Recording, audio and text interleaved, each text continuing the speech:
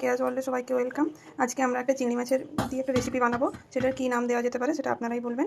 প্রথমে হচ্ছে আমি চিংড়ি মাছগুলোকে ভালো করে খোসা ছাড়িয়ে ধুয়ে রেখেছি। তারপরে এতে হচ্ছে কাজু বাদাম আর পোস্ত একসাথে পেস্ট করে রাখা আছে। তারপরে তেল নিয়ে নিয়েছি, তারপরে ধনে আর জিরের গুঁড়ো, গরম মশলা গুঁড়ো, আর এটা হচ্ছে পেঁয়াজ কুচি করে নিয়েছি, আদা পেস্ট, রসুন পেস্ট, হচ্ছে ধনে আর জিরের পেস্ট করে নিয়েছি। তারপরে এটা হচ্ছে হলুদ গুঁড়ো, লঙ্কা গুঁড়ো বসিয়ে দিয়েছি। তার মধ্যে প্রথমে তেল দিয়ে গরম করতে দেবো।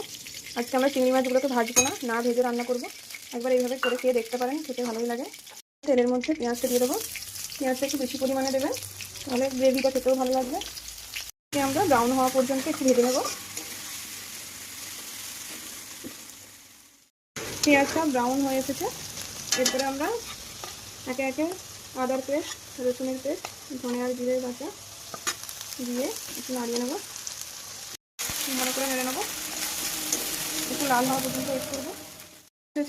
এরপরে পরিমাণ মতো কাঁচা লঙ্কা দিয়ে দেবেন, আপনারা যে যেমন ঝাল খেতে পছন্দ করেন। কাঁচা লঙ্কা দিলে ফ্লেভারটা ভালো আসে। তারপরে হলুদ গুঁড়ো, পরিমাণ মতো হলুদ গুঁড়ো দিয়ে দেবেন। লঙ্কা গুঁড়ো আমি যেহেতু ঝাল কম খাই তাই একটু কম করে লঙ্কা দিয়েছি। আপনারা কেউ যদি ঝাল বেশি খান তো লঙ্কা সেই মতো বেশি দিতে পারেন। এগুলো দিয়ে ভালো করে নাড়িয়ে নেবো।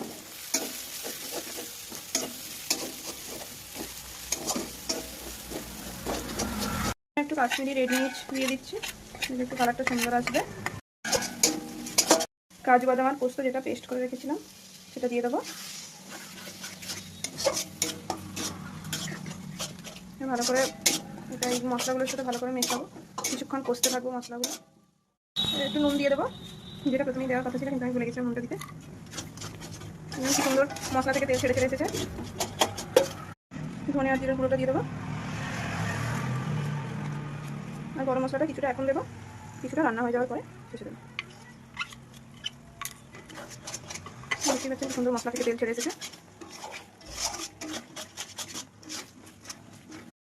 এসেছে। এরপরে আমরা চিংড়ি মাছগুলো দিয়ে দেবো, দিয়ে ভালো করে নাড়বো।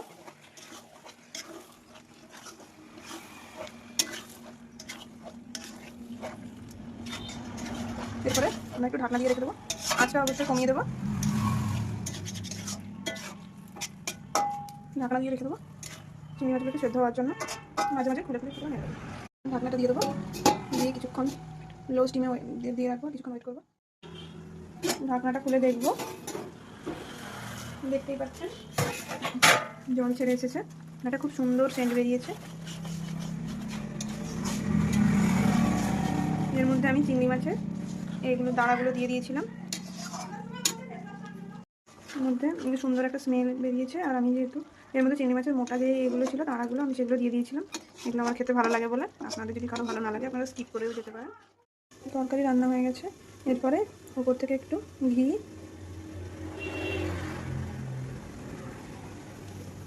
আর একটু গরম মশলা ছড়িয়ে নামিয়ে নেব।